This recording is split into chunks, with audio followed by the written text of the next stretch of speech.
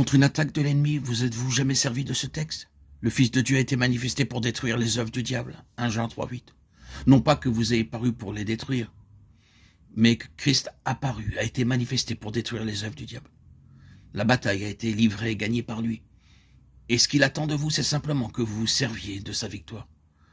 Faisant en tout temps par l'Esprit toutes sortes de prières et de supplications, veillant à cela.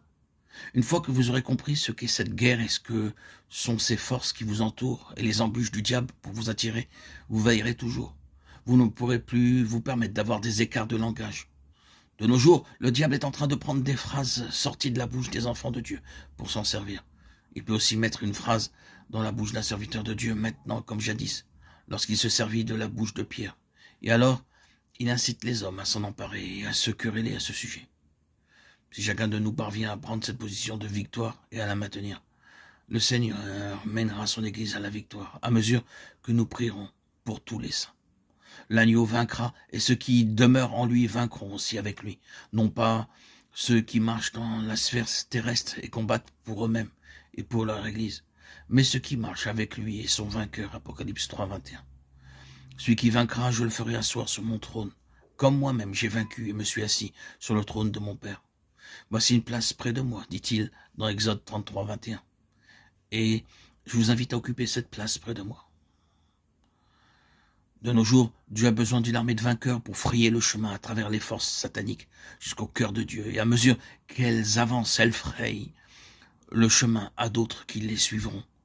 Voulons-nous être de ces vainqueurs qui cherchent ainsi à frayer le chemin expérimentalement pour arriver à cette place avec Christ en Dieu, où ils sont déjà de fait?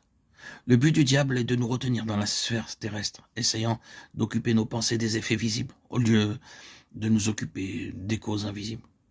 Il nous pousse à essayer par nos propres forces de mettre de l'ordre dans les choses de ce monde et dans l'Église endormie, aveuglée par Satan, au lieu de comprendre que dans la guerre spirituelle, le vrai moyen d'action, c'est l'union avec Christ, bien au-dessus de tout, pour maintenir là sa victoire, jusqu'à ce que nous le voyions délivrer les âmes.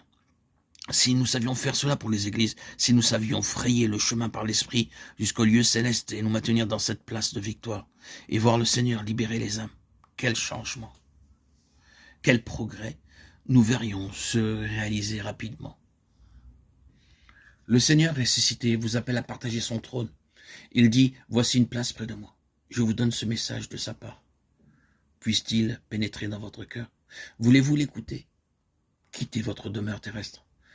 Si l'on vous chasse de vos églises, il y a une place auprès de lui. Si vos amis vous rejettent, il y a une place auprès de lui. Asseyez-vous là avec lui. Voilà ce dont nous avons besoin aujourd'hui, une place auprès de lui. Voici une place près de moi, je lui donnerai de s'asseoir avec moi sur mon trône. Apocalypse 3, 21. Ils combattront contre l'agneau et l'agneau les vaincra. Et ceux qui sont avec lui vaincront. Apocalypse 17, 4. Mais ils sont appelés élus, fidèles. Tout dépend donc si vous êtes fidèles. Il faut être fidèle. Ce n'est pas le succès qu'il nous demande, mais c'est d'être fidèle. Vous n'êtes pas appelés à réussir. Le livre de l'Apocalypse est un livre de guerre. Partout nous y voyons la guerre. La guerre contre les 2 témoins qui en apparence furent vaincus et dont les corps furent laissés dans les rues de la cité pendant 3 jours et demi, alors que tous les habitants de la terre se réjouissaient parce qu'ils pensaient être débarrassés d'eux. Cependant, l'heure vint où les 2 témoins montèrent au ciel à la vue de leur ennemi. C'est la guerre, guerre contre l'agneau, guerre contre l'Église. Lisez, vous comprendrez le secret de la victoire. Si vous, enfants de Dieu, êtes prêts à frayer le chemin jusqu'à la lumière céleste, Dieu descendra parmi nous avec puissance. Que Dieu le fasse. Que le Seigneur nous conduise à la victoire. Amen.